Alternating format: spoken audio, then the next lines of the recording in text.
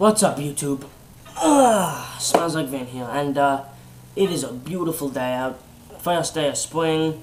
Everyone's in a great mood, and so am I. And I'm gonna continue my album reviews about classic albums. Now, this is opinion, obviously, all reviews are. So, if you disagree with me and you think it's not a classic or whatever, that's fine. But I'm going to be talking about an album that's a little lesser known, or a lot lesser known, actually, than a lot of the other albums I already talked about, like All You Experienced and Sgt. Pepper's, and albums I'm going to talk about. I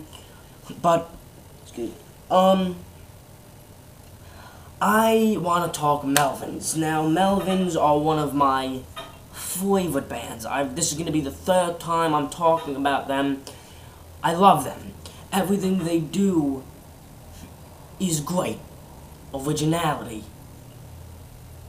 They're one of the most original bands I've ever heard. I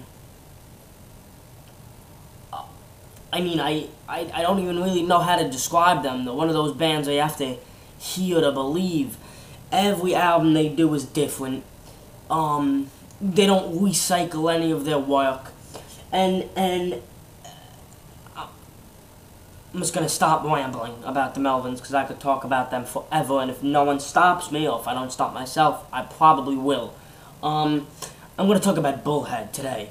Their 1991 release. This is a classic sludge metal record. I am a huge fan of sludge metal and doom metal. I absolutely love this genre.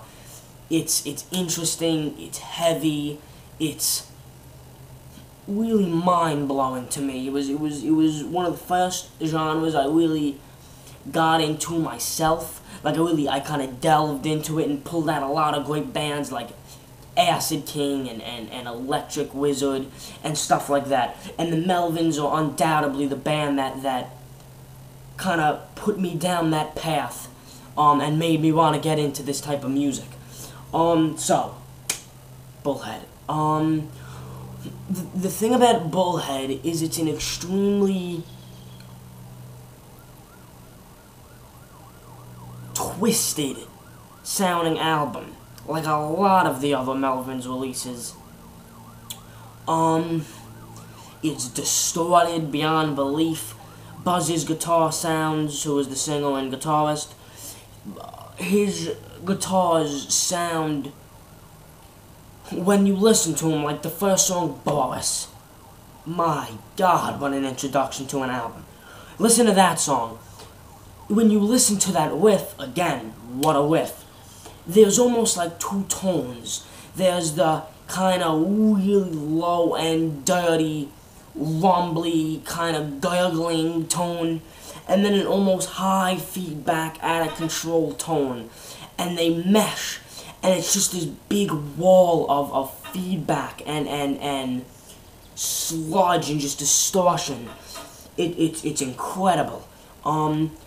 And so that's the first thing I love about this album, the guitar sound, unlike anything I've ever heard.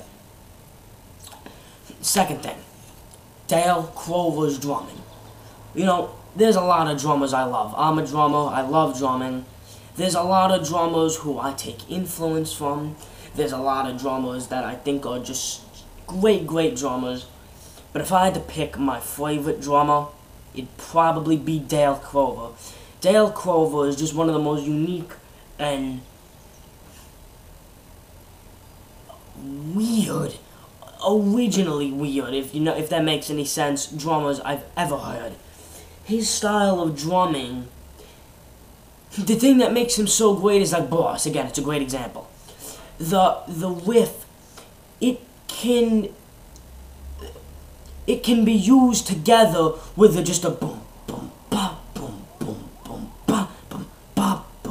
Just that kind of, almost like if you ever heard the song Roman by a Dog by the Melvins. Awesome song. I did a review of that album, Like Soul. Check that out. But that kind of drum beat he can use over a riff like this. But he doesn't. Instead, he does a weird bass, tom, snare, hi-hat. Why? He's using every single everything he has on his kit in a weird, almost kind of drunken sort of pattern. And it almost like it keeps pulling you out and pushing you back into that beat. And it gives it like a hesitation, like it'll go boom. Wait a couple seconds. Boom. Crash. Holds it. Boom. And he just keeps doing that. And it gives this really heavy, just boom, like this crushing feel to the songs. And it's awesome. Another thing that's cool about this album is every song is different. There are songs like Boris, Ligature, Your Blessing, that are slow, heavy, just balls to the wall sludge metal. And then you get songs like Zodiac, It's Shoved, Anaconda, which are a little more kind of, I don't want to say like accessible, which I mean Melvins can be a pretty accessible band at some points, which I think is great. But it's they're a little bit mid-tempo. They're still somewhat slow, except like Zodiac is pretty fast. But they're still progressive. They still do what they gotta do, and they kind of offset the really slow, kind of sludgy songs. You know, kind of in between. And so that makes the flow great. For example, Boris, 9-minute, heavy as hell, slow song. Next, Anaconda, more of a quicker, kind of 3-minute song that's like a quick, like, punch to the face. Then you get Ligature. Ungodly distorted and slow. Then, boom, It's Shoved. Kind of a more almost a grungy sounding song, very stagnant drum beat, great bass line, and then it kind of goes on like that. So the flow is absolutely perfect. Flow, perfect. Production. The production is good. I would have liked to hear a little more bass, but I'm not really going to bitch about that because the guitar, I'm thankful that the guitar doesn't like eat up everything like some doom metal or sludge metal records, so everything's mixed pretty well. So production's good. Another cool thing about this album, just this band, is they can be scary sometimes. Like in Boris, I know I keep going back to Boris, but it's a really good song to use as an example. 6 minutes and like 30 seconds, I'd say, of just that riff and those vocals and the drums and the Buzz Osborne's vocals, I forgot to mention, are again really scary. They kind of, the best part about them is he's not screaming and he's singing, but he's almost moaning and kind of just he's not even really singing. He's just kind of groaning and like moaning, and it gives it a really paranoid, weird feel.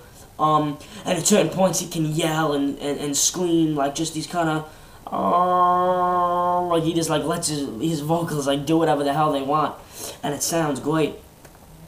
And another thing, like I said, you get is that kind of creepy, on-edge, paranoid feeling, except they don't need the lyrics to be scary or the lyrics to be vulgar to get that across. Instead, like again, Boris, 9 minutes of just this riff, just dirty riff, and the heavy toms and the paranoid, weird vocals, and it just cuts off.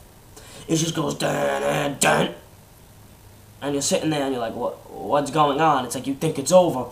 Then all of a sudden the riff comes in really quiet, but it's muted, so it's just kind of doing dun dun dun dun dun dun dun, and it's like really like it's really low, and then his vocals come in again, and they too are low, and he's just snarling everything he's saying. He's not even, you can't even understand what he's saying half the time.